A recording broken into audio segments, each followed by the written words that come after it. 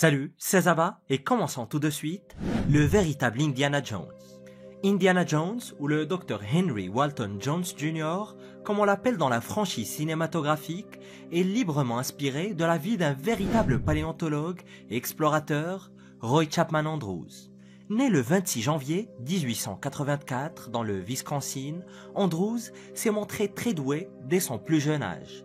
Il explore les forêts locales, perfectionne ses talents de tireur et apprend la taxidermie en autodidacte. Et avec de maigres moyens financiers, il fréquente le Beloit College, puis trouve un emploi au Musée américain d'histoire naturelle, d'abord comme concierge. Et au début des années 1900, et en l'absence de poste scientifique, Andrews accepte le rôle de concierge pour être au musée malgré son diplôme. Et plus tard, il obtient un Master of Arts à l'Université de Columbia. Sa première expédition, en 1907, consistait à récupérer un squelette de baleine sur le rivage de Long Island pour l'exposer au musée. Et ce n'était pas une grande expédition, mais il fallait bien commencer quelque part. Et par la suite, Andrews s'est lancé dans des explorations mondiales, visitant des endroits comme l'Indonésie et le Japon, où il a collecté des spécimens d'animaux très rares. Et en 1916, Andrews dirige une équipe en Asie centrale à la recherche de fossiles des premiers ancêtres de l'homme, dans une région très instable, en proie à la guerre civile, aux bandits, aux tempêtes de sable, aux serpents venimeux et aux blizzards. Et au milieu de l'adversité, et alors qu'il est brièvement perdu dans le désert de Gobi, il a découvert par hasard un lit de fossiles mettant au jour de nouveaux dinosaures et des oiseaux disparus. Mais parmi toutes ces découvertes grandioses, aucune ne fut plus importante que celle d'un fossile de Vélociraptor. Et plus tard, en 1934, Andrews est devenu le directeur de l'American Museum of Natural History, mais l'excitation des expéditions lui manquait énormément. Il renonce alors à ce poste très prestigieux pour devenir directeur honoraire, ce qui lui permettra de poursuivre ses voyages. Et pour ceux qui se posent la question, il voyageait bel et bien avec un revolver et un fedora comme Indiana Jones, mais pas de fouet malheureusement. Roy Chapman Andrews est décédé d'une insuffisance cardiaque le 11 mars 1960, laissant un héritage mêlé d'exploits et d'aventures. Et bien que George Lucas n'ait jamais explicitement cité Andrews comme source d'inspiration d'Indiana Jones, il s'agissait plutôt d'une association indirecte. Les scénaristes s'inspirant de plusieurs aventuriers, mais pour la plupart des experts, les échos entre la vie d'Andrews et celle de l'explorateur légendaire des films sont indéniables. Le Grand Farini. En 1885, le Grand Farini, un personnage aussi bizarre que particulier, se revendique comme étant le premier homme blanc à traverser à pied le désert du Kalahari. Il affirme même avoir découvert les vestiges d'une civilisation perdue jusqu'alors inconnue. Le désert du Kalahari est l'un des plus grands déserts, mais surtout l'un des plus arides au monde et d'Afrique. Mais l'immensité de cette vaste étendue qui traverse le Botswana, l'Afrique du Sud et la Namibie font qu'il est très peu exploré, ce qui laisse la place pour des ruines potentielles non découvertes et d'autres trouvailles potentiellement révolutionnaires. Né William Leonard Hunt en 1838 au Canada, Farini s'est fait connaître en 1860 aux chutes du Niagara en tant qu'acrobate sur fil. Il s'installe ensuite en Europe en 1866, s'associant avec son fils adoptif Samuel Westgate sous le nom de scène El Niño Farini. Et c'est à Londres qu'El Niño deviendra l'un des acrobates et trapézistes les plus célèbres d'Europe. Le duo connu sous le nom de Flying Wonders, Merveille volante, a présenté El Niño sous le nom d'une acrobate féminine nommée Lulu Farini afin d'attirer l'attention du grand public plus enclin à apprécier les femmes acrobates. Ils ont captivé le public pendant près de 10 ans avant qu'un accident ne révèle la véritable identité d'El Niño. Et en 1885, Farini et El Niño se sont lancés dans une expédition à travers le désert du Kalahari, et ce, en documentant leur voyage par la photographie et les croquis. C'était un exploit pionnier, car ils étaient les premiers à explorer le désert tout en documentant leur voyage. Et ils ont pris des photos très étonnantes de la nature locale, aux peuples autochtones et en visitant des lieux légendaires comme les mines de diamants de Kimberley. Mais à leur retour, ils ont affirmé avoir découvert une civilisation perdue. Ils ont décrit des ruines émergeant des sables du désert, suggérant l'existence d'une société dominante de l'Antiquité. Cependant, les expéditions suivantes n'ont jamais réussi à redécouvrir ces ruines. Et en 1964, le professeur A.J. Clement, retraçant le parcours de Farini, a rencontré des formations rocheuses naturelles qui lui ont semblé être des structures artificielles. Ces roches très étranges ont amené le professeur à penser que Farini n'avait jamais découvert de cité perdue.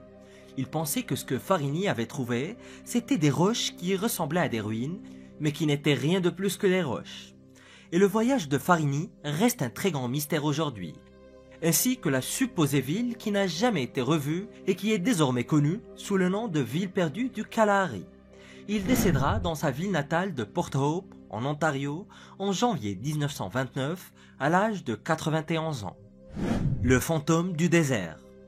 En 1848, le scientifique allemand Ludwig Leichhardt disparaît dans le désert australien.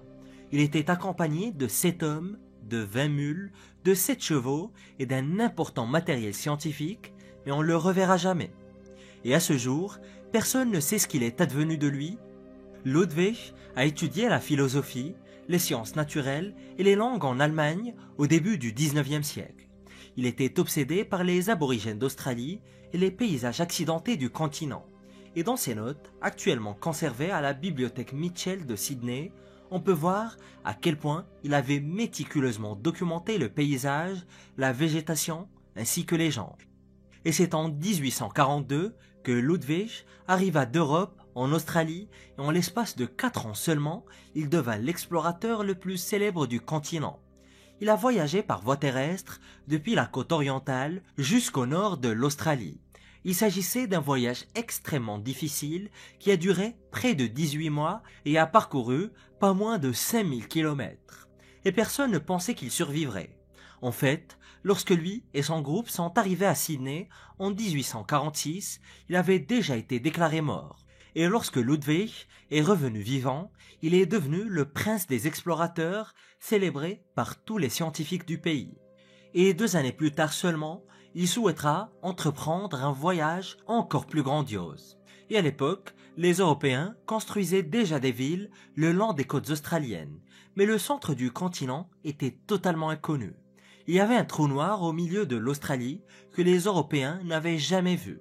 Et ont appris que les sociétés géographiques de Londres et de Paris lui avaient décerné des médailles d'or pour son exploration. Ludwig est déterminé à percer enfin l'inconnu. Il veut voir ce qu'il y a au milieu du continent.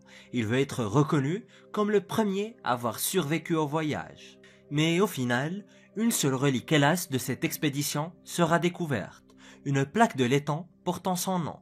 Cette plaque faisait partie du fusil de Ludwig lorsqu'il est parti pour le voyage en 1848. Il a été vu pour la dernière fois le 3 avril de cette année-là à la station Macpherson sur le Darling Downs, mais ce qui s'est passé ensuite n'est que spéculation. Et l'archéologue Darry Lewis a récemment publié un livre sur la disparition de Leichhardt.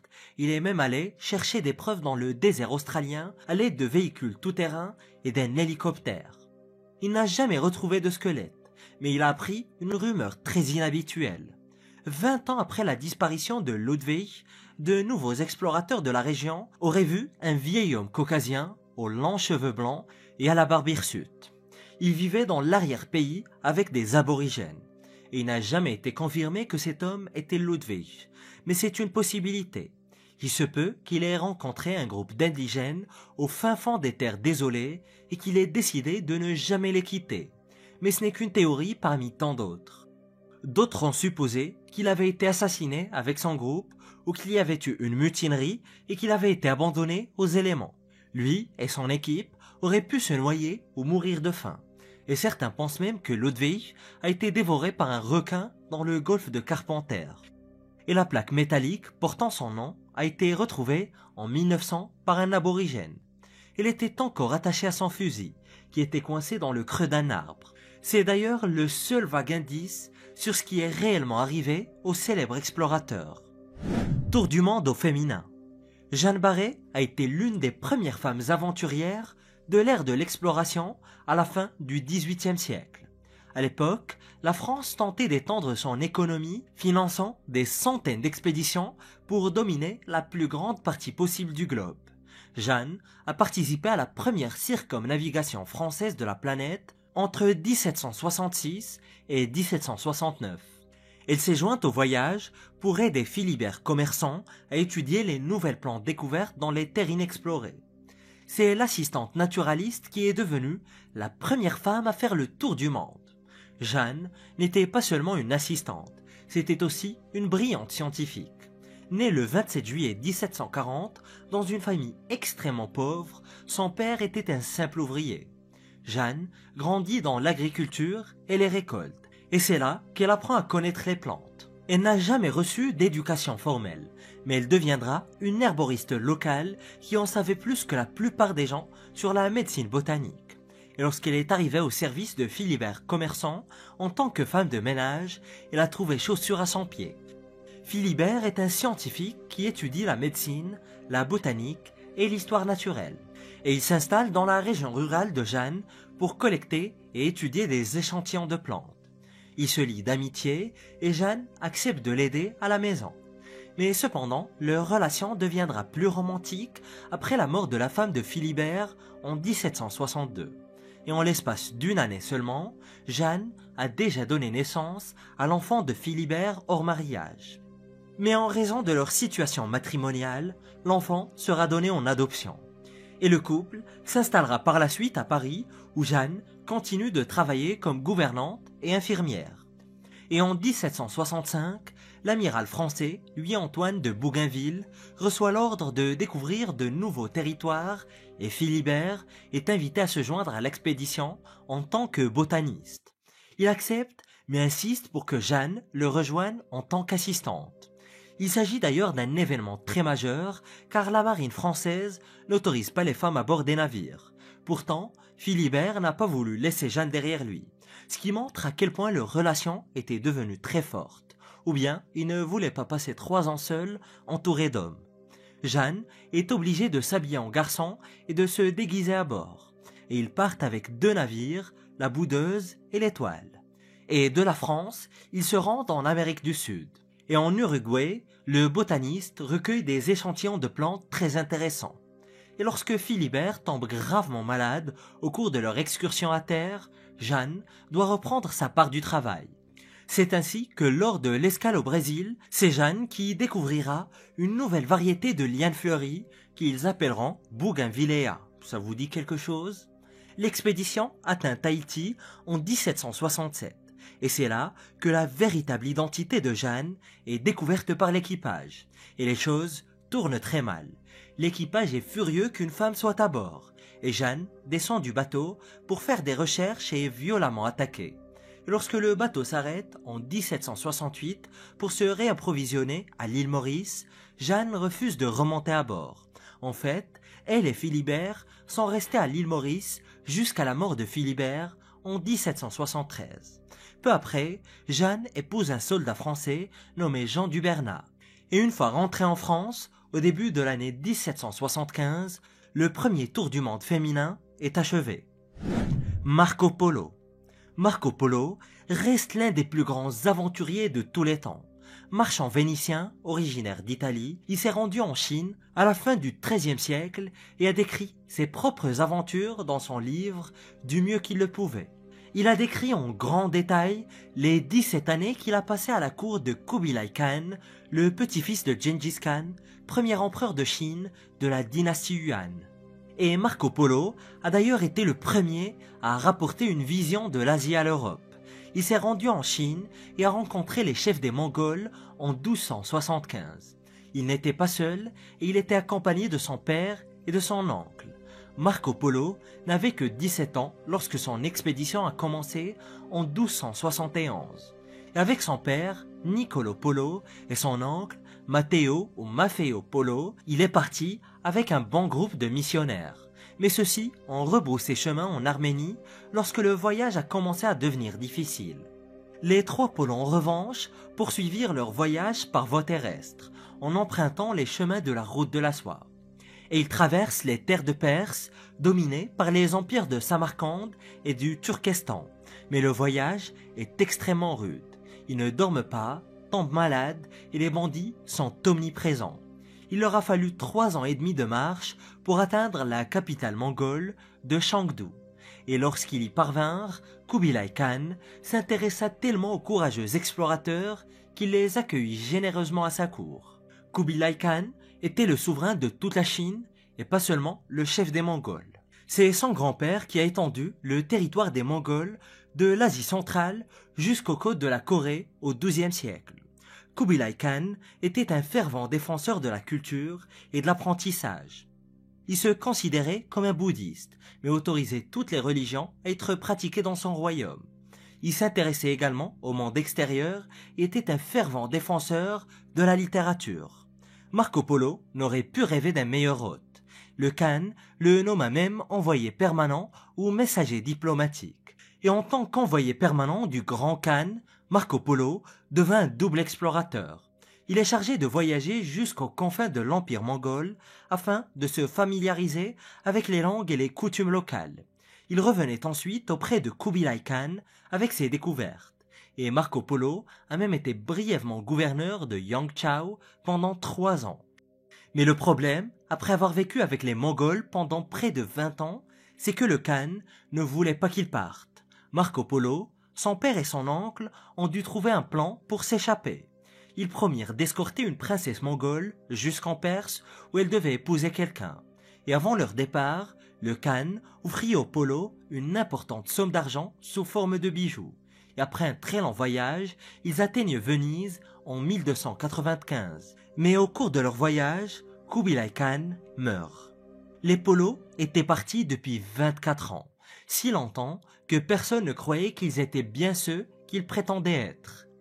Marco Polo a rapporté des informations sur l'Asie qu'aucun autre Européen n'avait jamais obtenues. Il a découvert des pratiques culturelles totalement étrangères au peuple italien. Il a même révélé l'utilisation de la monnaie fiduciaire ou la monnaie en forme de papier et du charbon comme combustible pour chauffer une maison. Il a décrit un pays exotique où régnait la richesse et la prospérité. Et l'une des choses les plus importantes en Chine étaient les épices. Et Marco Polo connaissait toutes les épices de Chine et leurs valeurs pour les Européens. Et des années plus tard, au XVe siècle, Christophe Colomb a trouvé une motivation dans les voyages de Marco Polo. Il s'est même inspiré de l'histoire de Marco Polo pour chercher une route vers la Chine pour le commerce des épices. Hiram Bingham. Hiram Bingham, 3e du nom, est l'homme à qui l'on doit la découverte du Machu Picchu. C'était un Américain né à Hawaï et qui a mené une vie d'universitaire et d'explorateur jusqu'à ce qu'il devienne gouverneur du Connecticut, puis sénateur américain. Et en 1808, Hiram a été délégué au premier congrès scientifique panaméricain. Et dans le cadre de ses fonctions, il s'est rendu au Chili et a été tellement émerveillé par les ruines anciennes qu'il est devenu complètement obsédé par l'histoire des Incas. C'est pourquoi, lorsqu'il est allé donner des cours à Yale, Hiram a convaincu l'université de financer une expédition conjointe avec les autorités péruviennes. L'objectif de cette expédition était de découvrir des sites incas perdus autour de Cusco, l'ancienne capitale inca. L'expédition a débuté en 1911 avec Hiram Bingham à sa tête. Il souhaitait découvrir une cité perdue quelque part dans les montagnes. Et lorsque le groupe est arrivé à Cusco, Hiram a rencontré Albert Giesecke de l'Université nationale de San Antonio Abad. Il apprend d'un agriculteur local que sur une crête, quelque part dans la vallée de l'Urubamba, se trouvent de vastes ruines qui n'ont jamais été vues par des étrangers. Et le 19 juillet, l'expédition d'Hiram quitte Cusco et descend dans la vallée sacrée. Il faut 4 jours pour atteindre la ferme de l'homme qui sait où se trouvent les ruines. Ils ont ensuite effectué une courte marche à travers la jungle jusqu'aux ruines de Machu Picchu qui n'ont pas été très difficiles à atteindre. Mais ce qui peut paraître très étonnant, c'est que Hiram Bingham n'a pas été impressionné par le site. Il était en réalité à la recherche des dernières capitales des Incas, Vitcos et Vilcabamba. L'équipe a abandonné Machu Picchu parce qu'en termes simples, elle a trouvé que c'était une énorme déception. Mais malgré cela, ils ont poursuivi leur voyage à travers la cordillère des Andes jusqu'à un sanctuaire inca appelé Nusta Hispana. Et un peu plus loin, ils ont trouvé les ruines de Vitcos. Aujourd'hui, ces deux sites sont visités quotidiennement par les touristes qui empruntent le sentier de Vilcabamba en pleine jungle pour se rendre au Machu Picchu. L'expédition se poursuit jusqu'à un endroit appelé Espiritu Pampa, mais à ce stade, les ruines deviennent de moins en moins impressionnantes.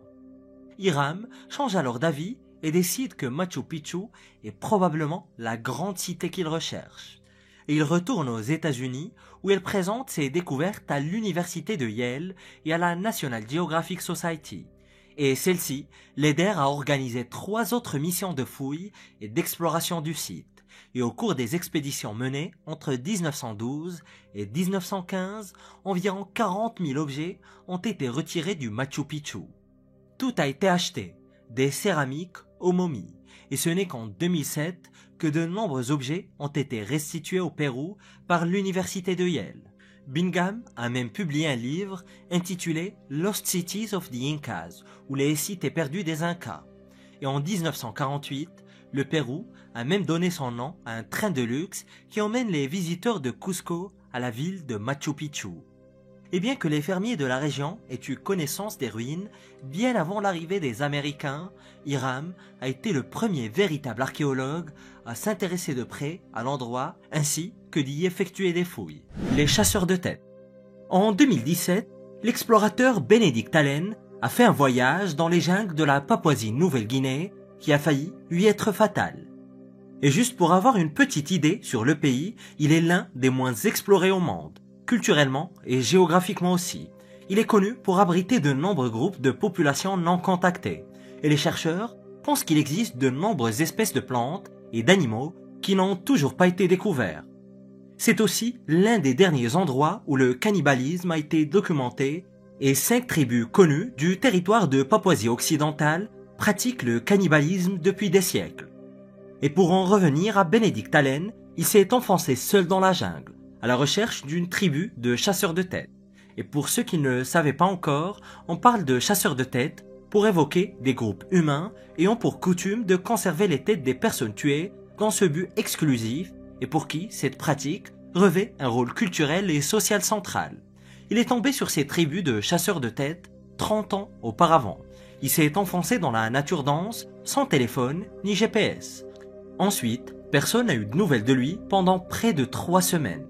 Il essayait de tourner un documentaire, mais cela ne s'est pas vraiment passé comme prévu. La tribu que Benedict voulait filmer s'appelle les Yaifo. C'est lui qui les a découverts il y a plusieurs dizaines d'années, et qui les a documentés pour la première fois pour le monde extérieur. Et personne, ou en tout cas personne du monde extérieur, ne les a revus depuis. Les Yaifo sont l'une des rares tribus à n'avoir aucun contact avec le reste du monde. Ils sont aussi isolés que possible et font toujours la guerre à des groupes rivaux dans les profondeurs de la jungle inexplorée. Benedict voulait voir si quelque chose avait changé au cours des 30 années qui s'étaient écoulées depuis qu'il les avait rencontrés pour la toute première fois dans la partie reculée de la Papouasie-Nouvelle-Guinée. Mais lorsque Benedict est parti à leur recherche, il s'est retrouvé bloqué en raison d'une guerre ou d'une bataille en cours entre 2 tribus. Il n'a pas pu se rendre là où il voulait aller, il a attrapé la malaria. Et comme si le paludisme ne suffisait pas, il a rapidement attrapé la dengue. Il n'a eu la vie sauve que grâce à sa traversée de la jungle jusqu'à une piste d'atterrissage où un pilote l'a vu depuis son avion. Et bien sûr, il n'a jamais pu documenter les chasseurs de têtes Yaifo. Mais on peut supposer qu'ils se cachent toujours quelque part et leurs origines et leurs traditions restent un mystère. C'est peut-être mieux ainsi pour leur propre bien et pour celui de Benedict aussi. La tablette du Brésil. Le plus grand canular oublié de l'archéologie a fait croire à certains que les Amériques n'ont pas été découvertes par Christophe Colomb. Si l'on en croit ces découvertes controversées, le Nouveau Monde a été découvert par un groupe d'explorateurs africains 200 ans avant Christophe Colomb. La seule preuve réelle de leur découverte est une mystérieuse tablette trouvée par un explorateur anglais 6 siècles après les faits. Et bien sûr, vous avez entendu des théories similaires selon lesquelles les Chinois, les Vikings, seraient arrivés en Amérique bien avant cela. Mais il est possible que les Africains aient été en Amérique bien avant Christophe Colomb. Mais commençons par le commencement. en 1310, un groupe d'explorateurs du royaume africain du Mali, dirigé par le roi Abou Bakari, s'embarque pour de nouvelles terres. On ne sait pas vraiment ce qu'il est advenu d'eux, mais ils sont partis avec une très grande flotte et ont traversé l'Atlantique. Ce voyage a ensuite été associé à une intrigante tablette découverte au Brésil et liée à un célèbre explorateur, peut-être le plus célèbre de tous, le fameux colonel Percy Fawcett. La figurine de basalte de 25 cm de haut a été offerte à Fawcett par un certain H. Rider Haggard, auteur de romans sur les trésors anciens et les races perdues telles que les mines du roi Salomon en 1885 et Elle en 1887. Fawcett a écrit Haggard l'a obtenue au Brésil et je crois fermement qu'elle provient de l'une des cités perdues. Mais quel que soit l'endroit où Haggard s'est procuré l'objet, il s'agit manifestement d'un faux. Fawcett l'a apporté au British Museum, où, note-t-il, les experts ont été incapables de me dire quoi que ce soit sur l'origine de l'idole. Et si ce n'est pas un faux, m'a-t-on dit, c'est tout à fait au-delà de notre expérience. La tablette elle-même représente ce qui semble être un souverain africain avec une couronne africaine distincte. Dans les mains du souverain se trouve une tablette portant des caractères écrits et l'écriture n'a aucun sens et ne correspond à aucun système d'écriture que l'on trouve en Afrique ou partout ailleurs d'ailleurs. Fawcett a cherché à percer le secret de l'image de pierre en demandant à un médium de tenir la statue dans l'obscurité totale et de noter ses impressions. Le « psychométricien » a vu un grand continent entre l'Afrique et l'Amérique du Sud bien avant l'avènement de l'Égypte. Il y avait aussi des temples élaborés avec des colonnes magnifiquement sculptées et des processions de ceux qui ressemblent à des prêtres, y compris un grand prêtre ou un chef. L'idole est un faux, purement et simplement. On ne sait pas qui l'a créée et l'a transmise à Haggard. Il ne pouvait pas se douter qu'elle atterrirait sur un terrain aussi fertile que Percy Fawcett, l'incitant à entreprendre sa recherche infructueuse de l'Atlantide du Brésil. Et lorsque Fawcett est entré dans la légende, l'idole a fait de même avant d'être totalement considérée comme un faux et oubliée. La fontaine de Jouvence. Au IVe siècle avant notre ère, Alexandre le Grand aurait rencontré une rivière paradisiaque. Le souverain macédonien pensait avoir découvert la fontaine de Jouvence. Et des légendes similaires apparaissent tout au long de l'histoire, du Japon à l'Angleterre. Et à l'époque de l'exploration, un homme était prêt à tout pour trouver la fontaine légendaire et il s'appelait Ponce de León. Il accompagne Christophe Colomb lors de son deuxième voyage vers le Nouveau Monde en 1493 et qui avait pour objectif principal d'établir une colonie sur l'île d'Hispaniola, aujourd'hui la République dominicaine et Haïti. Et près de 10 ans plus tard, en 1504, Ponce de León était en poste sur l'île d'Hispaniola. Il écrase une rébellion du peuple taïno local et en raison de sa brutalité, se voit confier le poste de gouverneur de la province. Ponce utilise des esclaves pour cultiver les terres et s'occuper du bétail. Et en 1508, il a été autorisé à coloniser San Juan Bautista, l'endroit que nous appelons aujourd'hui Porto Rico. Il fut le tout premier gouverneur de l'île, puis en 1512, il est reparti en exploration. Il s'installe sur une île appelée Bimini et l'année suivante, en 1513, il part avec un trio de navires et jette l'ancre sur la côte est de la Floride. Il débarque et entreprend un voyage à travers les Keys de Floride et après quelques escarmouches avec les autochtones, l'explorateur fait demi-tour et retourne à Porto Rico. En chemin, il aurait découvert le Gulf Stream, ce qui lui aurait permis de trouver la route la plus rapide pour entrer en Europe en utilisant le vent du Gulf Stream. Mais vous êtes sûrement en train de vous interroger sur la fontaine de Jouvence. Mais ne vous inquiétez pas, je vais y venir. Mais parlons d'abord de la chute brutale de Ponce de León.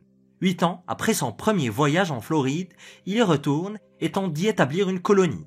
Et l'un des autochtones lui décoche alors une flèche et il meurt. C'était avant que l'on sache si la Floride était une île ou une péninsule. Et à ce jour, personne n'a jamais trouvé de vestiges archéologiques du dernier voyage de Ponce de León. Passons maintenant à la fontaine de Jouvence. Aucun document historique lié à Ponce de León ne mentionne la fontaine. Le nom de l'explorateur ou du conquistador n'est devenu synonyme de la fontaine légendaire qu'après sa mort en 1535. Ponce de León a été accusé d'avoir cherché la fontaine parce qu'il était impuissant. Les premiers historiens espagnols ont commencé à le traiter d'idiot et de faible. Et bientôt, des légendes se sont répandues en Europe et dans le Nouveau Monde, selon lesquelles Pensée était désespérément à la recherche d'une fontaine magique qui pourrait lui accorder l'immortalité. On dit qu'elle se trouve quelque part en Floride ou dans les Caraïbes, sur l'une des îles, mais personne ne l'a jamais trouvée, ou du moins, si l'on trouvait, il ne la partage pas. La Livingstone. Il existe un monument célèbre dans la nation africaine du Burundi, appelé la Livingstone. Il marque l'endroit où deux des premiers explorateurs européens en Afrique se sont rencontrés au XIXe siècle. Il s'agit du docteur David Livingstone et du célèbre Henry Morton Stanley. Ces deux hommes sont à l'origine de certaines des premières découvertes les plus incroyables sur le continent africain. Mais bien évidemment, il s'agissait de découvertes seulement pour les colons européens. Livingstone était un missionnaire écossais né en 1813, à l'époque de l'âge d'or de l'exploration européenne. Il a effectué des excursions en Afrique centrale, découvrant des caractéristiques géologiques et géographiques telles que le lac Malawi et les chutes Victoria. Il a aussi lutté contre la traite des esclaves africains et a introduit le christianisme en Afrique centrale, que les habitants le veuillent ou non. Et bien qu'on lui attribue l'introduction du christianisme, on peut pas dire qu'il a converti énormément de monde. D'ailleurs, les archives montrent qu'il n'a converti qu'un seul chef de tribu, nommé Séchélé.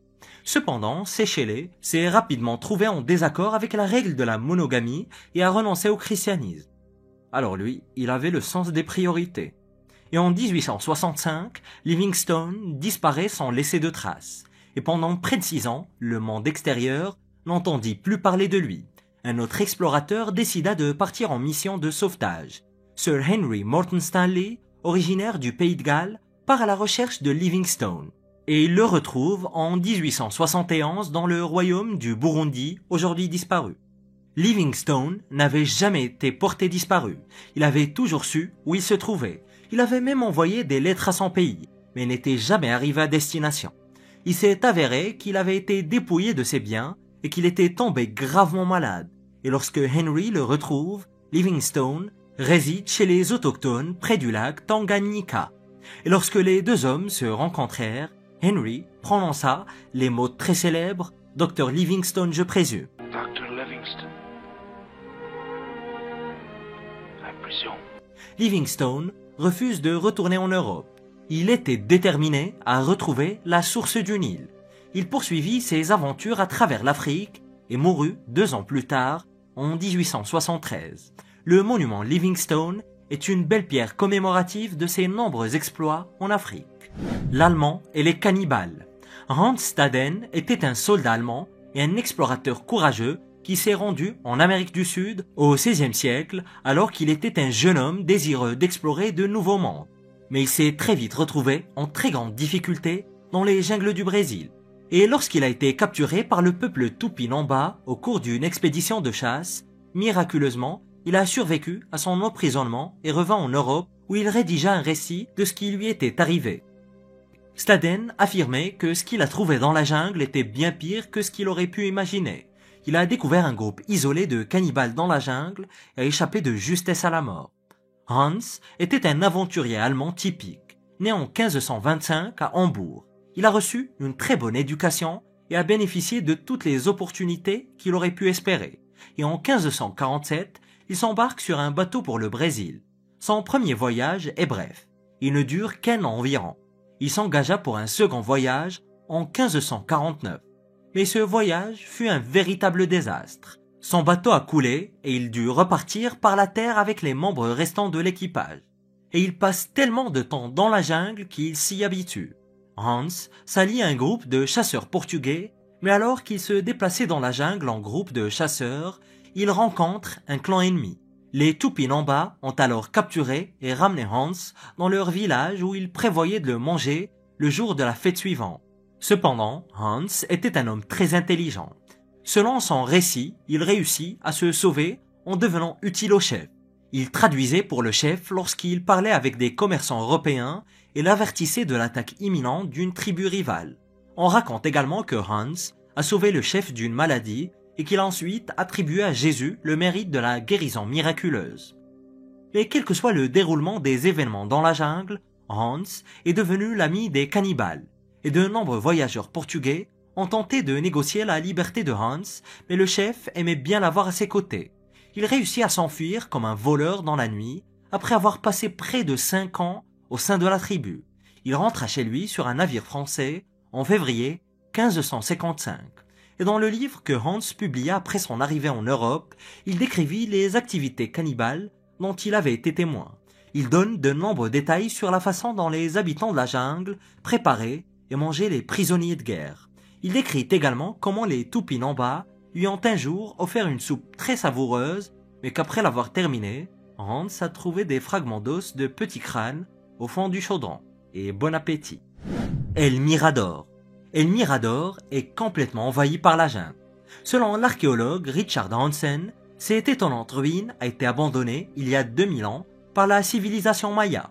Elle abrite l'une des plus grandes pyramides de la planète. Mais hélas, elle ne figure pas sur la plupart des itinéraires touristiques.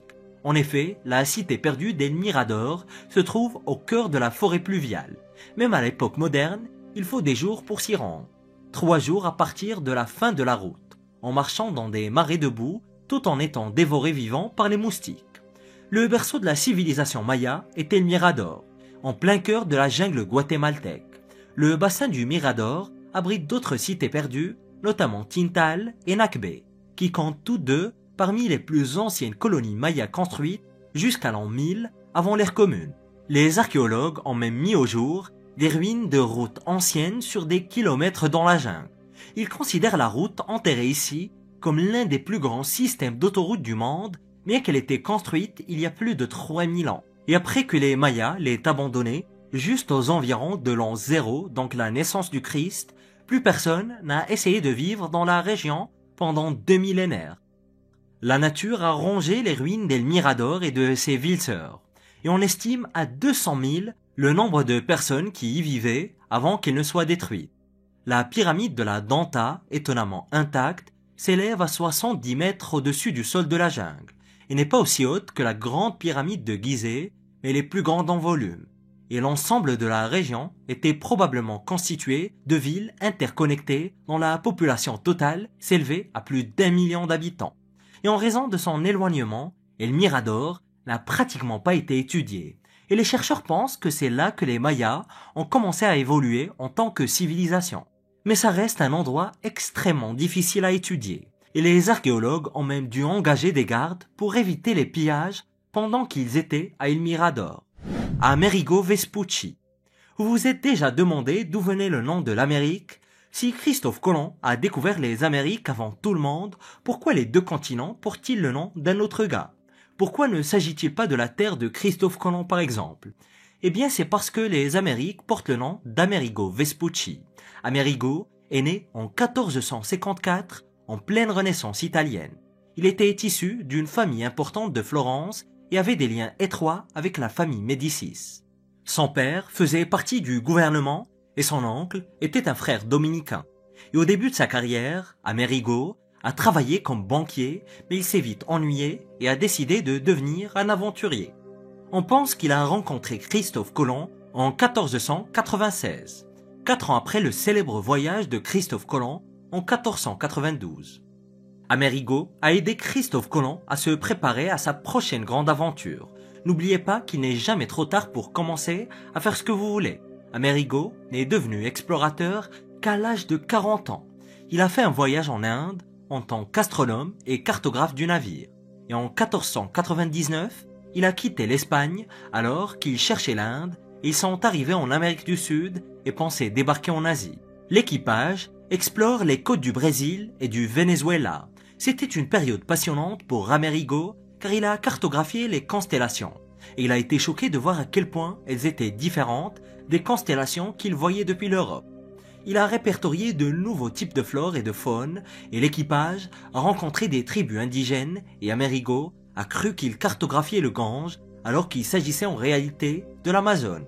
Et en parlant plus tard de son voyage, Amerigo a dit qu'il a vu un nombre tellement infini d'oiseaux et d'arbres qu'il pensait être au paradis sur Terre.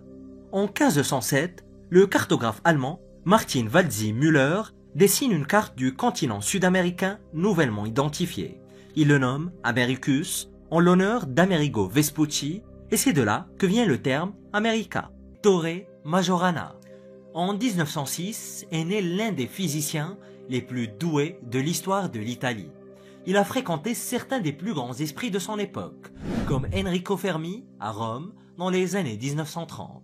Fermi, bien sûr, est l'homme qui a construit le premier réacteur nucléaire de l'histoire. Et en 1938, Majorana a disparu dans des circonstances très mystérieuses. Les premières recherches de Majorana ont conduit au développement de la spectroscopie par radiofréquence. Il publiait également des articles scientifiques sur la théorie relativiste des particules et le spectre de masse des particules élémentaires. Il se consacrait alors à des travaux scientifiques très poussés. Il a été le premier à identifier le neutron. On a conseillé à Majorana d'écrire un article sur le neutron, mais il a choisi de ne pas le faire. Plus tard, durant la même année, le scientifique James Chadwick a écrit un article sur le neutron et a reçu le prix Nobel. Majorana, bien que sans doute plus brillant que beaucoup d'autres scientifiques, n'a jamais cherché à être reconnu pour son travail. En fait, il a souvent dit que la physique était banale. Et le dernier article académique qu'il a publié date de 1937 et traitait de la théorie symétrique des électrons et des positrons. Au cours de ses dernières années de recherche, il a découvert des antiparticules qu'il considérait comme la masse manquante dans l'univers. Les travaux théoriques de Majorana portaient sur les secrets encore inconnus de la matière noire. Et ce qui s'est passé ensuite est très étrange. Majorana a retiré tout l'argent qu'il possédait de sa banque et s'est rendu de Naples à Palerme. Le 25 mars 1938, Majorana a acheté un billet de retour à Palerme avec l'intention manifeste de retourner à Naples. Mais il n'est jamais monté à bord de ce navire. On ne l'a jamais revu et on ne sait toujours pas ce qu'il est devenu. La seule chose que l'on sait, c'est que Majorana a disparu volontairement. Le jour de sa disparition, il a envoyé une note à son ami Antonio Carelli de l'Institut de physique de Naples. La note indique que Majorana a pris une décision très difficile, mais inévitable. Il admettait avoir été égoïste et demandait pardon pour ce qui allait suivre. Cette affaire est restée non résolue pendant des décennies, et elle a été réouverte pour la dernière fois en 2011. Et en 2015, le bureau du procureur de Rome a affirmé que Majorana était vivant au moins jusqu'en 1959 et qu'il vivait même au Venezuela. L'affaire a ensuite été officiellement classée. Mais pourquoi a-t-il disparu? La théorie la plus répandue est que les recherches de Majorana en physique théorique avaient révélé quelque chose qu'il ne voulait pas que l'on sache. Quoi qu'il en soit, cela a dû être terrifiant. Et certains sont quasi convaincus que cela avait quelque chose à voir avec les armes atomiques. Le géologue disparu. Un scientifique a disparu quelque part dans le désert de l'Arizona. Il s'appelait Daniel Robinson et est disparu depuis 2021. Beaucoup craignent que Daniel ne soit mort, mais la vérité est que personne ne sait ce qui s'est passé. Le 23 juin 2021, Daniel a brusquement quitté son lieu de travail dans le désert où il effectuait ses recherches. Daniel était un géologue qui avait obtenu son diplôme en 2019. Il s'est installé à Phoenix pour pouvoir travailler dans son domaine de prédilection. Et il n'avait que 24 ans et toute la vie devant lui. Mais en ce jour fatidique de juin, il a quitté son lieu de travail et est parti sans dire à personne où il allait, ni ce qu'il allait faire. Mais qu'est-ce que Daniel a trouvé dans le désert qui l'a poussé à s'enfuir si précipitamment? Peut-être n'a-t-il rien trouvé, ou peut-être a-t-il vu quelque chose qui l'a vraiment effrayé. Mais peut-être aussi que Daniel voulait tout simplement faire une pause et se promener en voiture. Mais un mois après sa disparition, sa Jeep a été retrouvée renversée sur le côté dans un ravin. Les airbags étaient déployés, ce qui laisse supposer que le conducteur portait sa ceinture de sécurité au moment de l'accident. Et si Daniel a eu un accident et qu'il est parti à la recherche d'aide, il n'a rien emporté d'important. Son portefeuille, son téléphone portable et ses clés ont tous été retrouvés à l'intérieur du véhicule. Mais bizarrement, il n'y avait aucune trace de lui. L'endroit où il s'est écrasé est vraiment bizarre pour un accident de voiture. Il avait tout le désert à sa disposition, sans le moindre problème de circulation. Pourtant, il a réussi à rouler dans un ravin. Il n'y avait pas de sang sur le lieu de l'accident, ni de signes de blessure, Donc, à moins que ce ne soit des lésions internes, il n'a vraisemblablement rien subi de grave durant l'accident. Et fin juillet, un crâne humain a été retrouvé près de l'endroit où la voiture de Robinson avait été abandonnée. Son ADN a été testé, mais il ne correspondait pas à celui de Daniel Robinson. La police de Buckeye, en Arizona, a déclaré avoir effectué des recherches sur plus de 70 km² à l'aide de chiens et d'hélicoptères spécialisés dans la recherche de cadavres. Mais rien n'a été trouvé. Et en novembre 2021, une deuxième série de restes humains a été découverte. Ils ont également été soumis à des tests ADN et qui se sont encore une fois révélés négatifs. Tous ces corps ont été retrouvés dans le désert, mais aucun n'appartenait à Daniel Robinson. Et on ne sait toujours pas où il se trouve. Vladimir Alexandrov. Dans les années 80, le scientifique soviétique Vladimir Alexandrov a disparu sans laisser de traces. Il a passé ses 3 derniers jours à se saouler la gueule en Espagne, puis s'est évaporé dans la nature. Cette disparition n'aurait pas été aussi mystérieuse si Vladimir n'avait pas été le génie à l'origine du modèle mathématique de la théorie de l'hiver nucléaire. Selon des documents du FBI, Vladimir était spécialisé dans l'informatique, la dynamique des gaz, la mécanique des plasmas et la physique informatique.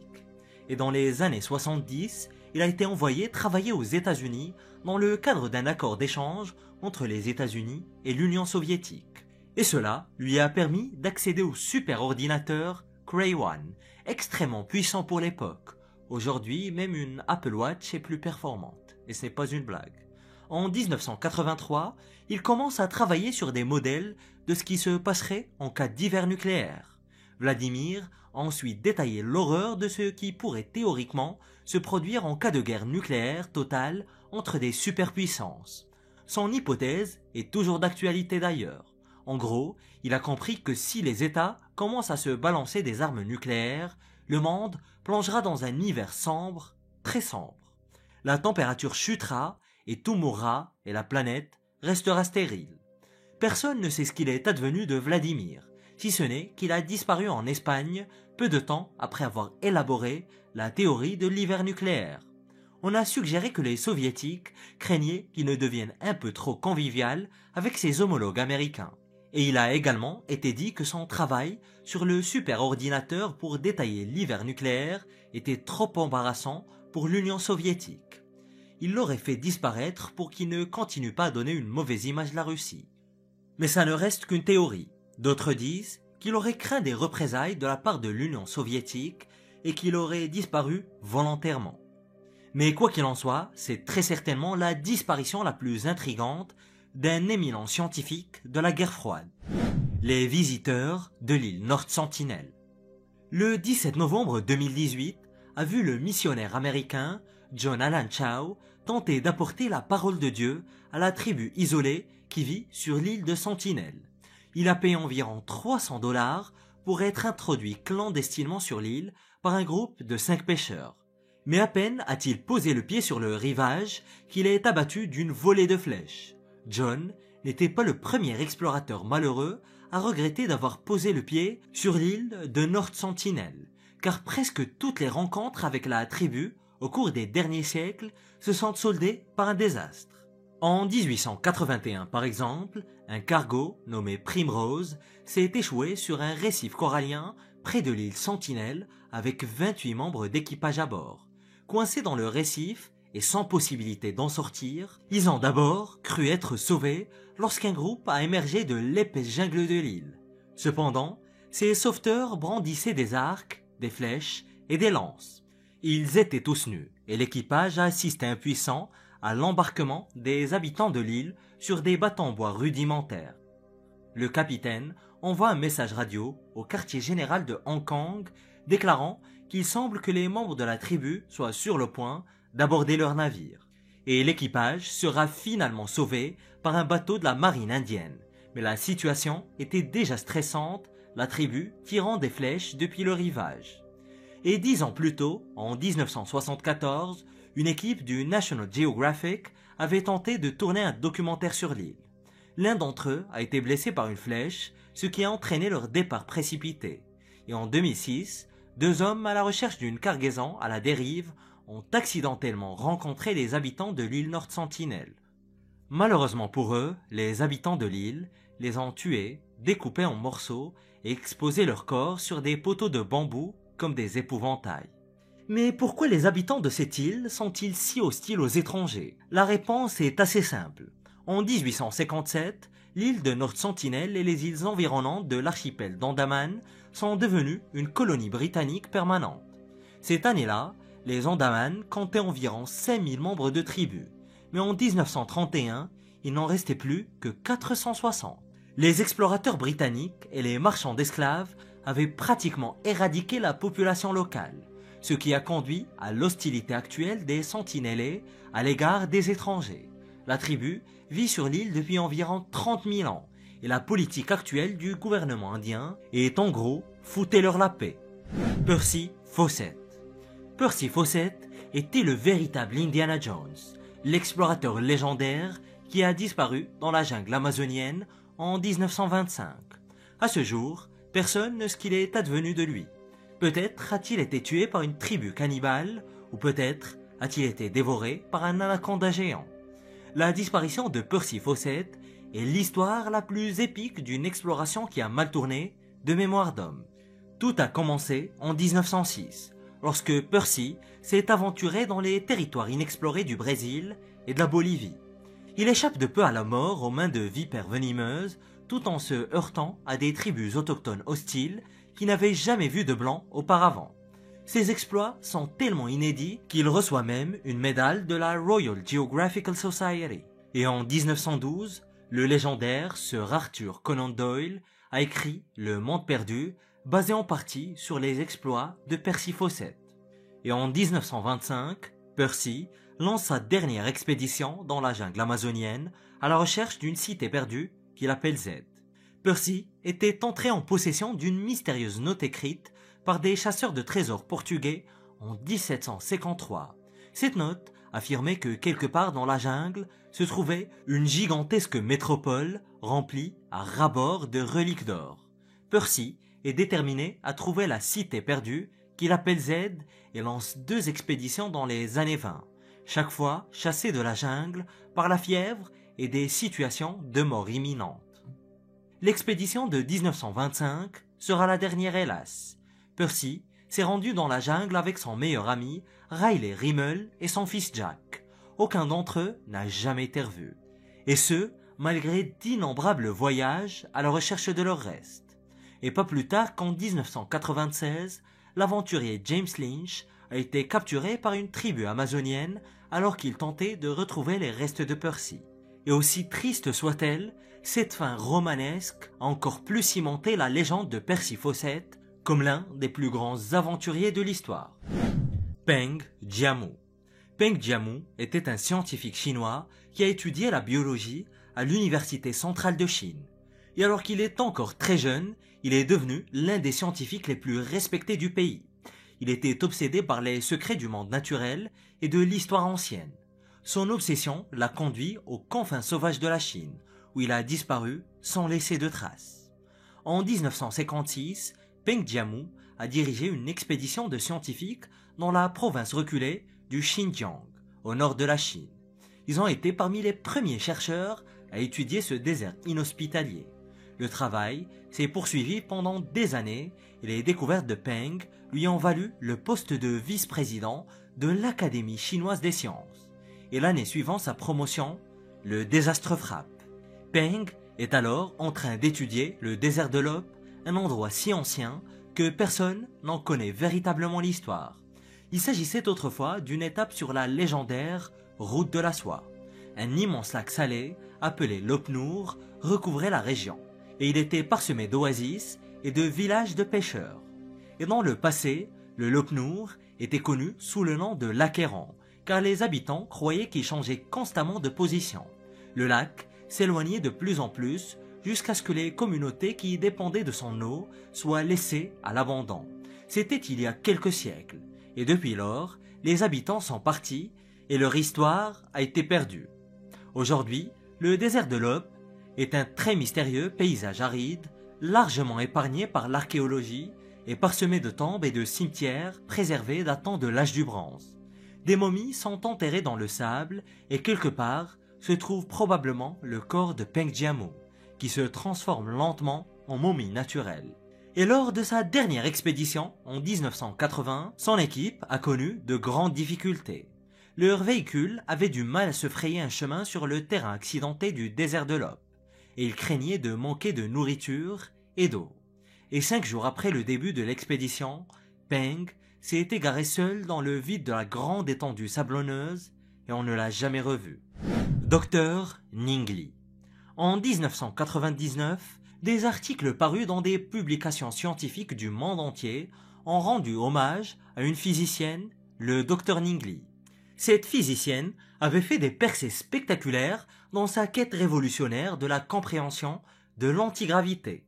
Le Dr Li était censé avoir trouvé le moyen de créer une véritable machine antigravité, ce qui n'a été envisagé jusque-là que dans la science-fiction.